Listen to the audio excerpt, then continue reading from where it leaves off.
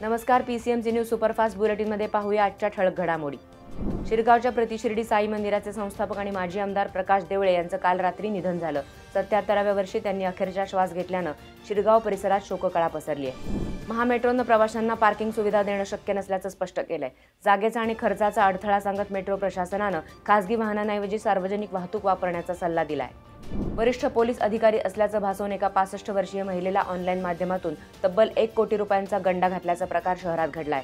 या प्रकरणी गुन्हा दाखल करण्यात आलाय। मेट्रोच्या कामामुळे खड्ड्यांनी पोखरलेला पिंपरी निगडी रस्ता अखेर आता दुरुस्त होणार आहे। मात्र या कामासाठी काही वाहतूक बंद ठेवून अन्य मार्गांनी वळवावी लागणार असल्याचं प्रशासनानं स्पष्ट केलंय। निगडी सेक्टर 22 मधील संजय नगर झोपडपट्टी पुनर्वसन प्रकल्पाला शिखर तक्रार निवारण समितीनं स्थगिती दिली आहे। त्यामुळे रहिवाशांच्या अपेक्षांवर पाणी फिरलंय। एक दिवस एक तास एक साथ या उपक्रमाअंतर्गत उद्या सकाळी 8 वाजता भक्तिशक्ती चौकात स्वच्छता मोहीम होणार आहे। नागरिकांनी मोठ्या संख्येने सहभागी व्हावं असं आवाहन आयुक्त शेखर सिंह यांनी केलंय। 30 सप्टेंबरपूर्वी मालमत्ता कर भरल्यास थेट 4% सवलत मिळणार आहे। उशिरा कर भरल्यास मात्र दंड आकारला जाणार असल्याचा इशारा महापालिकेनं दिलाय। शेअर ट्रेडिंगमध्ये नफ्याचं आमिष दाखवून बालेवाडीतील एका व्यक्तीची तब्बल 57,70,000 रुपयांची ऑनलाईन फसवणूक झाली आहे। बावधन पोलिसांनी गुन्हा दाखल केलाय।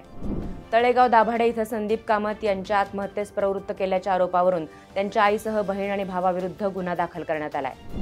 पिंपरी चिंचवड महापालिकेनं तृतीयपंथीयांना 4 चाकी वाहन चालवण्याचं प्रशिक्षण देण्याची योजना मंजूर केली आहे। आत्मविश्वास वाढवण्यासाठी हा उपक्रम राबवला जाणार आहे।